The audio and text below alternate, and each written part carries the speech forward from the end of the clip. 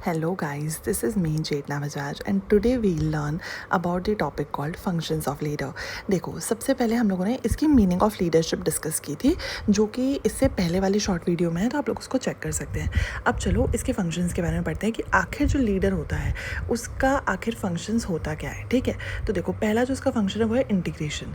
देखो अब इसमें क्या लिखा है, this refers to an activity of integrating the efforts of its followers and direct them towards the achievement of the goal. देखो जो ऑर्गेनाइजेशन में एम्प्लॉयज़ होते हैं, अगर हम एक ऑर्गेनाइजेशन के पॉइंट ऑफ व्यू से समझे तो ऐसे समझ सकते हैं कि जो एम्प्लॉयज़ होते हैं, ठीक है, वो क्या होते हैं, एक लीडर की बात मानते हैं. जैसे कि समझो एम्प्लॉयज़ और मैनेजर का केस लें, तो मैनेजर क्या हुआ, लीडर हुआ, एम्प्लॉयज़ क्या हुए, उसके फॉलोअर्स हुए. ठीक है, तो अब ना क्या होता है कि जैसे जो मैनेजर रहेगा वो पूरी तरीके से जो उसके फॉलोअर्स हैं उन्हें बताएगा, उन्हें दिशा देगा, उन्हें बताएगा कि उनके क्या क्या काम है, उनको क्या क्या एक्टिविटीज़ परफॉर्म करनी है, पहली चीज़. और उसके बाद फिर वो लोग जब उसे फॉलो करेंगे तो वो उसे देखेगा कि वो लोग किस तरीके से फॉलो कर रहे हैं, और अगर वो कहीं गलती करेंगे तो उन्हें समझाएगा. तो कहीं ना कहीं मैनेजर का यानी कि लीडर का काम ही ये रहता है कि जो उसके फॉलोअर्स हैं, जो उसके एम्प्लॉयज़ हैं, उन्हें एक सही दिशा पे लेकर के जाए, उनके एफर्ट्स को एक सही डायरेक्शन दे.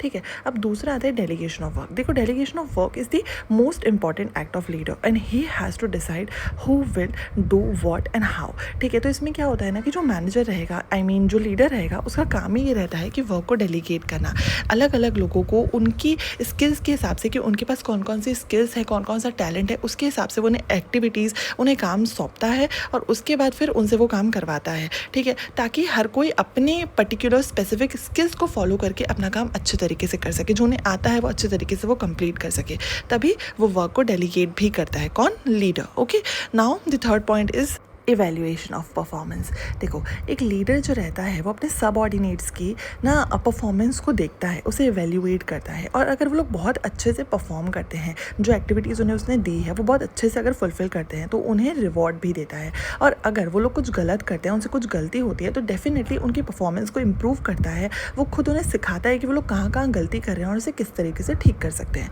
अब आता है next point which is maintaining harmony. देखो एक लीडर जो होता है इसका काम ये होता है कि जितने भी लोग एक ग्रुप में हैं वो सारे के सारे मिलजुल के रहें, वो लोग कभी भी लड़ाई ना करें, कोई भी डिस्प्यूट्स में ना आए, कोई भी कॉन्फ्लिक्ट ना करें और सब कुछ अच्छे से चले. तो ये होता है मेंटेनिंग हार्मनी जो लीडर करता है. अब आता है next point which is dominant. Leader dominant होता है. देखो जो लीडर होता है उसे डोमिनेंट क्यों कहा जाता है, क्योंकि उसके पास बहुत सारी पावर होती है. अगर एक ऑर्गेनाइजेशन के पॉइंट ऑफ व्यू से देखिए तो उसके पास बहुत सारी ऑर्गेनाइजेशनल पावर्स होती है. वो डिसीजन ले सकता है और फॉलोअर्स को अपने हिसाब से चला सकता है, उनसे जो काम वो करवाना चाहे करवा सकता है. गाइस अगर आप लोग को मेरा काम पसंद आता है तो प्लीज़ लाइक और सब्सक्राइब करिएगा ताकि मैं मोटिवेट हो सकूँ और अच्छी वीडियोस बना पाऊँ.